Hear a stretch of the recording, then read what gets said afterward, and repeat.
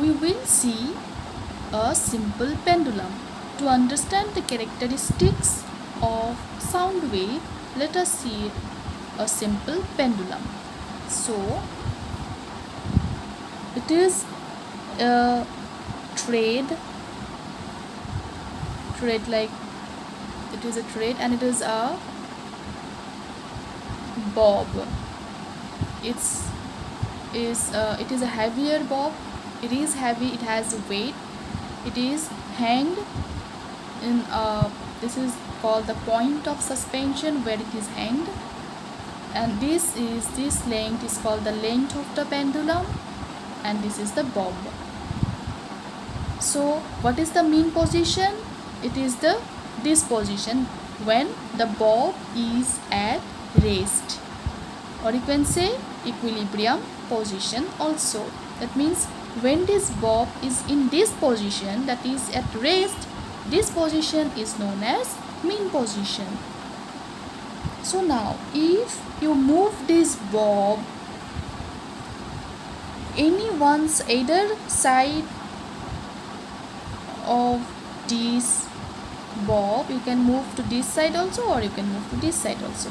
Suppose you move this bob, you pull it to this position. Suppose you pull it to this position and you leave it. So what will you see? It will start oscillating, or you can say it will start its motion to and fro motion, because if you pull this bob to this position and leave it, it will oscillate like this. It will go to this position, again it comes to this position, like this way for some time. It will move in back and forth motion, or you can say to and fro motion, like this way for a regular time interval. It will move like this, or you can say it will oscillate like this. So this bob, if you pull this bob to this position and leave it, it will come to this side also, to this position. This is the path of this bob, this trajectory, bob's trajectory means path. It is the point of suspension. This part is called bob's trajectory. This is the mean position. So what is the amplitude now? So amplitude is the maximum distance by which the bob moves or it is displaced. This bob will move or it is displaced from its mean position. So I am moving this bob from this mean position to this position. So the maximum distance it get displaced is this much. So this is the amplitude, or this you can say this is the amplitude of this simple pendulum. So from this simple pendulum we can calculate the amplitude by knowing the displaced position. We can calculate the amplitude, also the frequency. What is frequency? The frequency is the number of oscillations completes in 1 second. If you take a stopwatch and you fix the time for 1 second, and if you count the number of oscillations, how many oscillations took place in 1 second, that will be the frequency. So again you can calculate frequency, again you can calculate time period of this simple pendulum. So what is the time period? This bob I pull from this position to this position, okay, from this position to this position, it will move to and fro. That means it starts from here, it goes here, again comes back to this position. That means this completes one oscillation.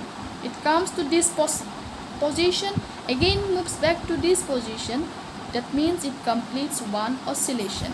And to complete this one oscillation, the time taken is known as the time period of a simple pendulum. So time period is measured in second. Its unit is second. And the frequency is number of oscillations in 1 second, and the unit of frequency is hertz. frequency is measured in terms of hertz. The next term is pitch. So what is pitch? So pitch is the quality, okay, that makes it possible to compare sounds. So we can compare sounds as you can say higher sound, lower sound by knowing the quality of the sound, or it is known as pitch. So pitch is the quality that makes it possible to compare sounds as higher or lower. So when pitch is higher, the frequency is higher and the time period is lower. Frequency and pitch. If you know the frequency of the wave is higher, then you can easily say that wave has higher pitch. Okay. The vibration of a wave, if the vibration of the wave has higher frequency, that means that wave has the higher pitch. In a wave, we can show like this. The low pitch wave is like this. It has minimum frequency, lower frequency, and if the frequency is higher, that means this wave has high pitch. Pitch is nothing but the quality that makes it possible to compare sounds.